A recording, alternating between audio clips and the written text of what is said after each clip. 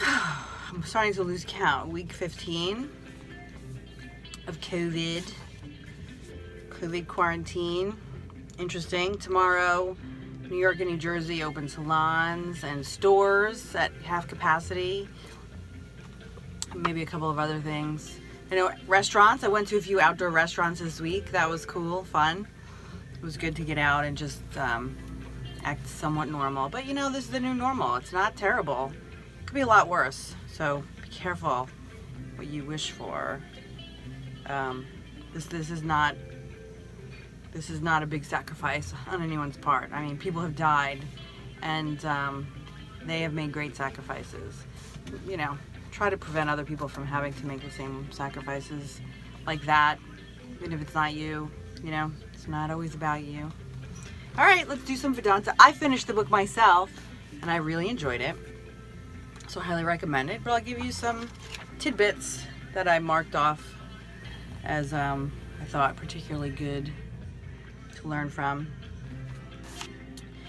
This is page 299. Spiritual ignoramuses believe that God does everything, that whatever happens, happens with the will of God, that God has created the world and determined the course of each one's life therein, and consider a human being a victim of God's determination.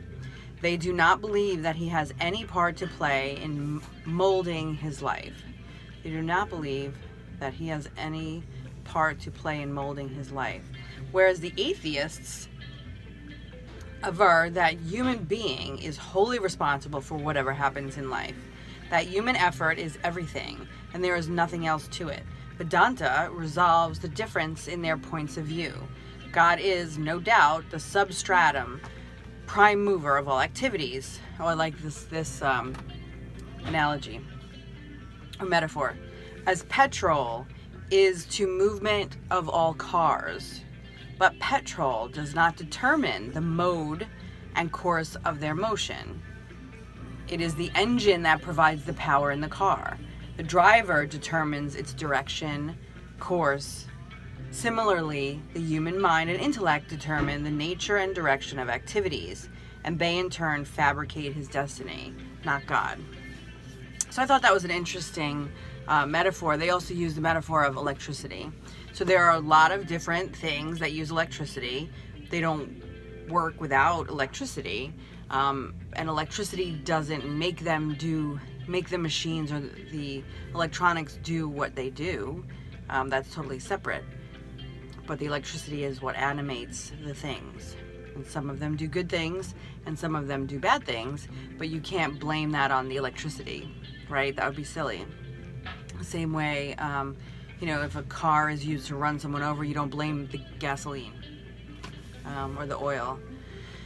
But without the oil or the gasoline, the car wouldn't go, or the vehicle wouldn't go. So I think that's a really good way to look at it. Anyway, Pain Stream. Lesson 263, Cupbearer. These are going to be 3 poems, and they're all from Jalaluddin Rumi, translated by Andrew Harvey from A Year of Rumi. Cupbearer, pour the wine, let it flow and keep flowing. I am sick of swinging between hope and fear. Shatter thought, I want nothing to do with it. Tear from my heart all unstable imaginings. Hack from their chains the shameless joys of passion. Dance into our assembly, beloved, unveil your face.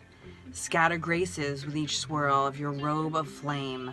Look at these madmen dancing out themselves for you.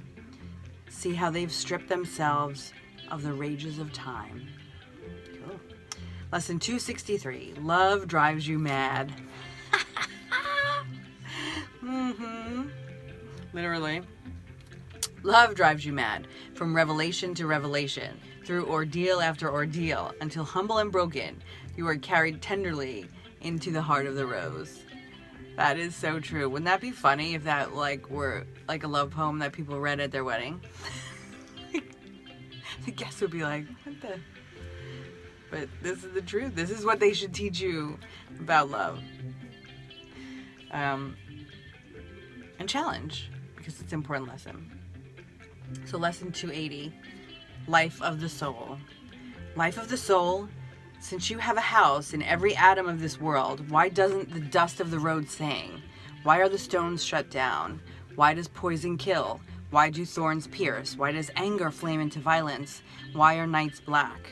One morning in your garden I was amazed at how, during your reign, a thorn could still be a thorn. Has he, I thought, out of self-jealousy, masked his own face? Does he sustain this distance so others cannot glimpse him at all?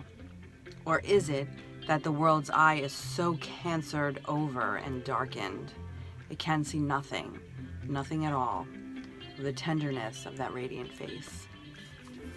I